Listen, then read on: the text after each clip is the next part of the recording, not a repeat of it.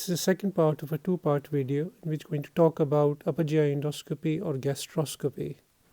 So briefly going to talk about what to expect during the procedure and what can go wrong during the procedure. Although, thank God, the complication rate with this test, especially if it's only being done for diagnosis, is a very small complication rate, but there is no test which is without complications or side effects. So the first thing to expect is patient is lying on the left side.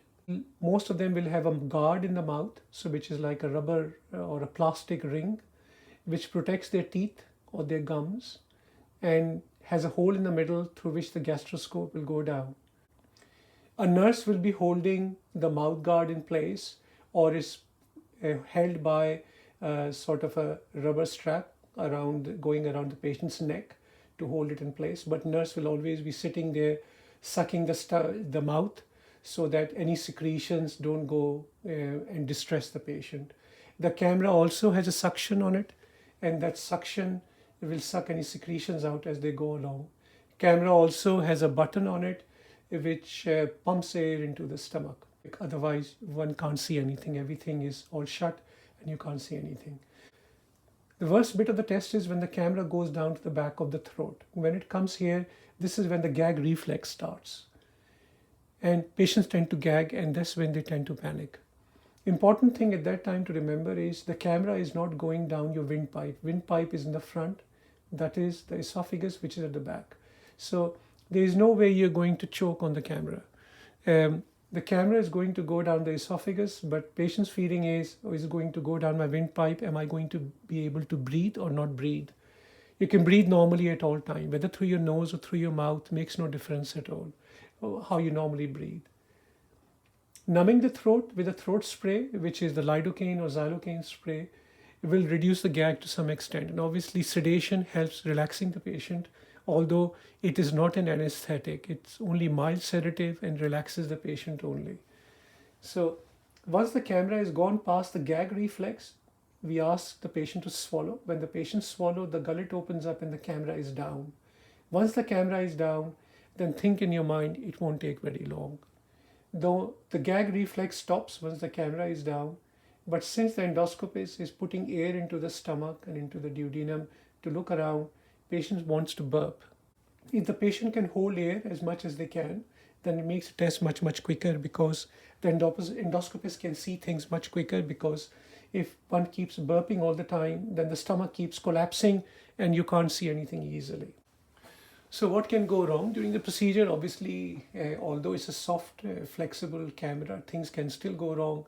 Sometimes patients panic and they pull the camera out. At times, endoscopists are doing very advanced procedures inside, like stretching, the tightening of the gullet, or banding the varices, or treating the tumors, or cutting out tumors, etc. All these procedures carry a risk of perforation, which is a hole in the gullet or the stomach or duodenum, bleeding, etc., etc. Doesn't happen in every patient, however, can happen in a small percent of patients. So have to be very mindful about these things, that things can go wrong at times. So what preparation do we require for an endoscopic procedure? First thing, somebody will call you after receiving your referral from your doctor or from a specialist. Somebody will call you from the endoscopy unit or write to you, or both, with a date of an appointment. You will be given a choice which date to pick up. As I said before, each endoscopic procedure to the NHS costs about £450 or more. This is a basic endoscopic procedure. If advanced endoscopic procedures are done, they cost thousands of pounds in time and equipment that is being used. So once you receive the appointment, they will send you the information leaflet, etc. by post, or even tell you on the telephone what to do before the test. They will ask you to be nil by mouth before the test, and it's usually for solids is about 6 hours, as most stomachs will empty in 6 hours time, and for clear liquids without any milk, etc. in it is about 3 hours. So it's not a very long starvation time, and most people can do it. When they come to the unit, then they will be admitted by a nurse usually, and the nurse is quite a specialist nurse. They know what to ask, what questions to ask. They'll go through your medical history, through your symptoms, which tablets you're on, your allergies, etc., etc. Now, after the nurse, you're seen by the endoscopist, which in some cases is a consultant endoscopist, some in cases they are endoscopy nurses. They're both equally experienced and very good at what they do. If you are requiring a sedation, then a needle will be put at the time of the admission process. The endoscopist or the admission nurse is going to consent you on a form and ask you to countersign the consent form, which tells you about the risk of the procedures, etc., etc. And you agree for the procedure to be done. When you go to the endoscopy room, in the endoscopy room, there are usually 3 people, an endoscopist and 2 nurses. One nurse sits next to the patient, just above their head. They keep the mouth guard in place, and also they are constantly sucking patient's mouth, so the secretions don't go into the lungs, etc., to keep them safe. But the object of all 3 people in that room, the first objective is to keep the patient safe.